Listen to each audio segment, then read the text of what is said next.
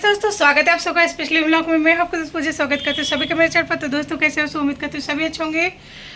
मैं ठीक हूँ, मतलब पूरी तरह से ठीक तो नहीं हूँ, हाँ लेकिन ठीक हूँ। दोस्तों अभी सुबह सुबह का टाइम हो रही है, सुबह के 9:30 बज चुकी है। इसका मतलब ये है कि मैं लेट हो चुकी हूँ। लेट भी नहीं हुई थी, मैं सुबह उठ के गई थी थोड़ा ई मित्र पे 8-8:30 बजे, हमारे घर के पास में ही है। ई मित्र पे कुछ काम था, 2-4 दिन हो गया था। एक्चुअली जो बिजली का बिल में के नंबर आता है ना, वो सभी को पता होंगे जो भी ऑनलाइन जमा कराते हैं। तो के नंबर क्या मेरा चेंज आ रहा था बार बार, में नाम तो वही आ रहा था मकान मालिक का, और मतलब जो बिजली का बिल में और बाकी सब नंबर से ही आ रहा था, लेकिन पहले 2 और 0 आता था, और अब जो है 2 और 11 आ रहा है, यानी 211 आ रहा है, और पहले 200 आता था।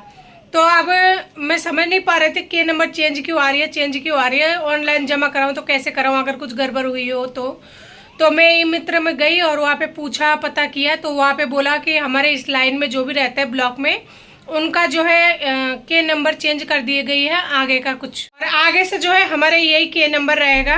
तो उन्होंने यही बोला, तो फिर मैंने कहा ठीक है, फिर तो मैं ऑनलाइन जो है मैं जमा करा दूंगी, यही बोल के आई। तो वहाँ पे थोड़ा टाइम लग गया था। वहाँ पे गई थी 8 बजे, 9 बजे के करीब घर लौटी हूँ। दोनों बच्चों को छोड़ के गई थी। आने के बाद में मैंने यहाँ पे बना लिया पराठा, ये है मेरा पराठा, और बच्चे जो है इस रूम में खा रहे हैं, इनको खाने के लिए दे दिया। क्या कर रहे हो आप? भाई का तोड़ के दे रहे हो आप? रहने दो बेटा, रहने दो। ओ मेरा बच्चा भाई का पराठा तोड़ के दे रहा है, क्योंकि भाई को गर्म लग रहा है ना, वो नहीं तोड़ पा रहा है। तो आलू का पराठा बनाया आज सुबह सुबह के ब्रेकफास्ट में। मैं आलू का पराठा तो नहीं बनाती, लेकिन है ना सोनू का फीवर आया है बहुत ज़्यादा, अभी इसे हॉस्पिटल लेके जाऊँगी। कल रात को इसने कुछ भी नहीं खाया, शरीर बहुत ज़्यादा तप रहा है, और जुकाम भी हो रही है, खांसी भी हो रही है। इतना ज़्यादा शरीर तप रहा है ना कि बस जो भी काम वगैरह है वो तो होता रहेगा, और मुझे कोई फ़र्क भी नहीं पड़ता। और जिनको भी जो कमेंट करके गंदा बोलना है या गालियाँ देनी है वो दे सकते हैं, कोई फ़र्क नहीं पड़ता मुझे। बस अभी एक बार बच्चे खा ले, उसके बाद में मैं निकलूँगी यहाँ से हॉस्पिटल के लिए, क्योंकि फीवर चल रहा है और मैं लेट नहीं कर सकती। और बहुत दिन हो चुका था, उससे ना बहुत ज़्यादा कोल्ड वगैरह हो रहा था। घर पे रखी हुई मेडिसिन दे रहे थे, लेकिन उससे कोई भी फ़ायदा नहीं हुआ।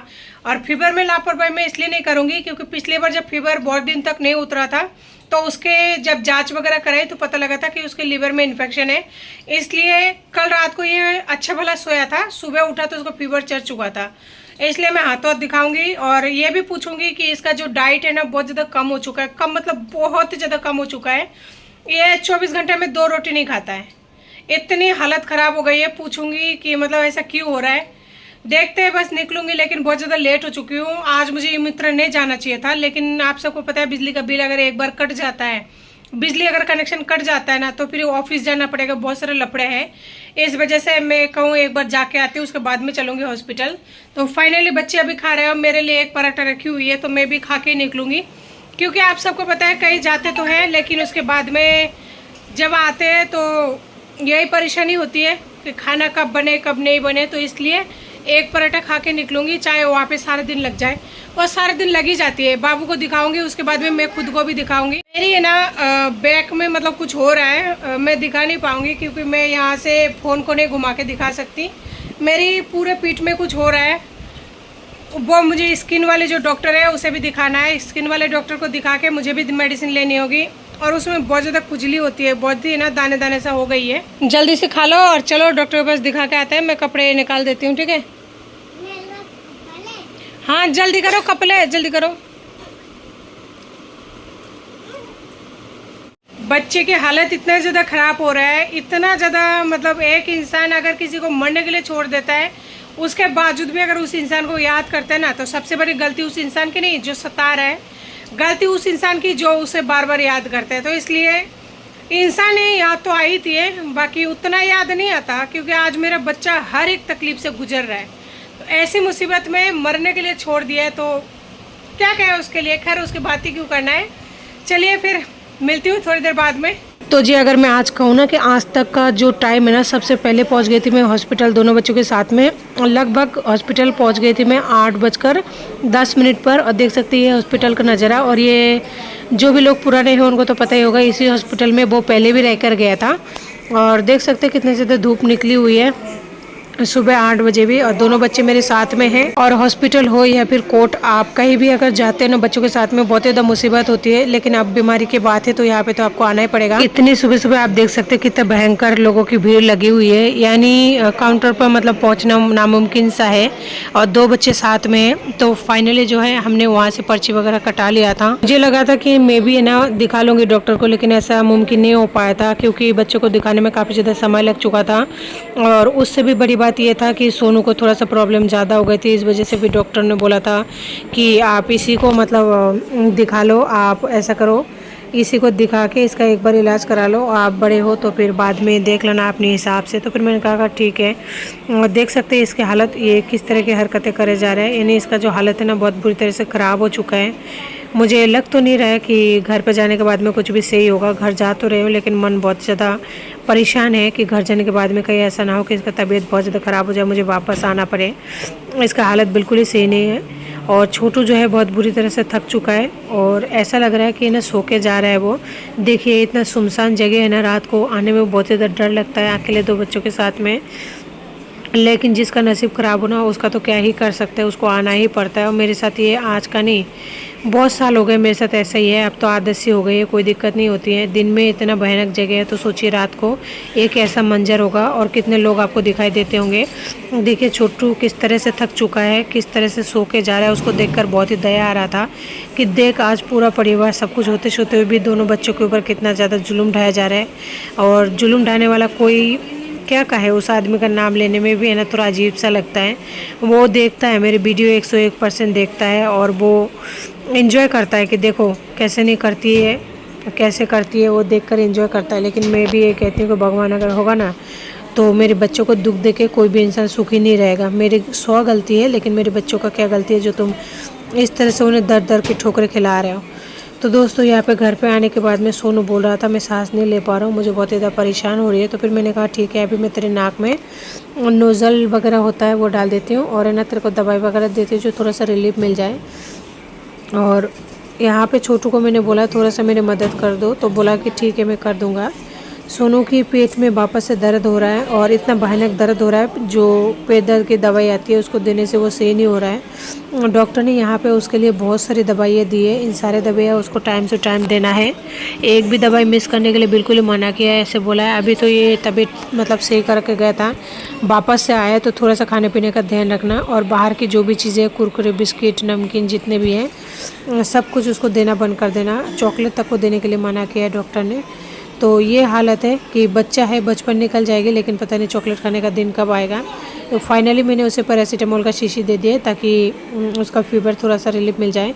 वैसे मैंने जो दवाई दिया था पैरासीटामोल का वो देने के लिए बोला था, मैंने दिया था, उससे कोई फ़र्क नहीं पड़ता। इसकी वजह से मेरे पास सिरप रखी हुई थी, मैंने वो दे दिया। देखते अब क्या होता है, अगर सही नहीं होगा तो फिर मुझे तो दिखाना तो है, लापरवाही तो करना ही नहीं है। क्या कर सकते हैं, चाहे 10 बार जाना पड़े चाहे 1 बार जाना पड़े। और इधर मेरा है ना सारे दिन धूप में घूमने की वजह से माथे में बहुत ही ज़्यादा दर्द हो रहा था, तो मैं ये सोच रही थी कि मैं भी है ना दवाई ले ही लूँ। और मुझे भी है ना पूरे बॉडी में पेन हो रहा था, अगर मेरा कुछ हो जाएगा तो बच्चे को संभालने वाला कोई नहीं है। इस वजह से ये सोचकर मैं हमेशा खुद का थोड़ा सा कोशिश करती हूँ कि केयर करने की। तो जी बच्चों को दवाई वगैरह देने के बाद में मैं खुद भी दवाई लेने के बाद में यहाँ पे आ गई थी रसोई में। सुबह इन बर्तनों को मैं करके चली गई थी और आने के बाद में देखूँ धूल मिट्टी से पूरा छन गया है, तो उसी बर्तन को यानी सारे बर्तन को पोंछ के रख रही हूँ ताकि सारे डस्ट वगैरह है ना अच्छे से क्लीन हो जाए और रखूँ तो बिल्कुल सही रहे। और उधर जो है सोनू सोया हुआ है यानी लेटा हुआ है और छोटू खेल रहा है।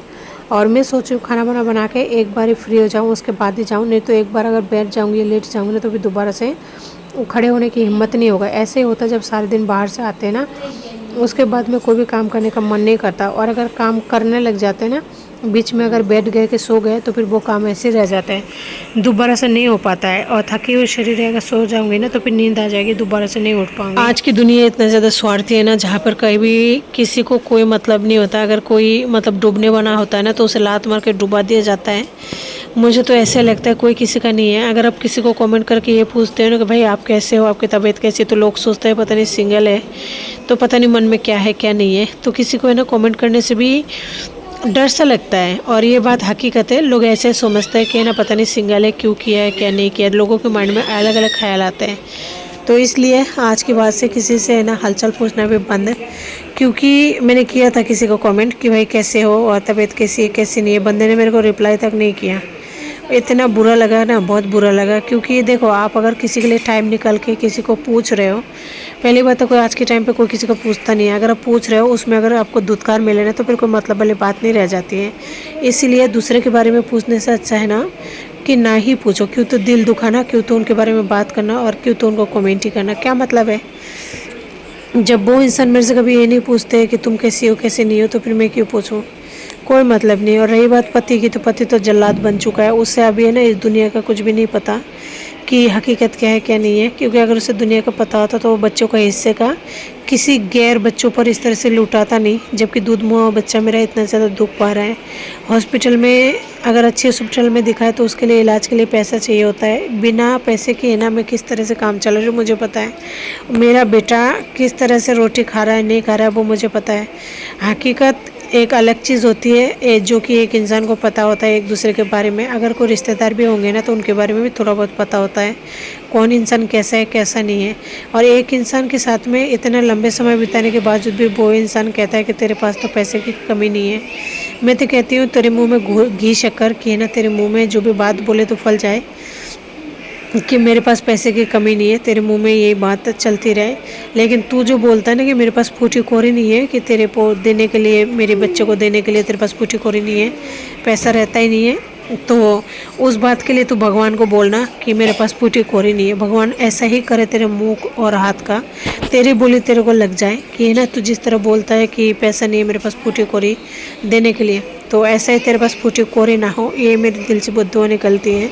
और तेरे लिए हमेशा जब मैं सोती उठती हूँ ना हमेशा बद्दुआएं निकलती है। क्योंकि एक माँ 24 घंटा अगर तड़पता है ना तो उसकी आत्मा से यही निकलती है कि तू जो बोल रहा है ना तेरी बोली तुझे ज़रूर लगे। दोस्तों, आज की वीडियो को इसी के साथ एंड करती हूँ।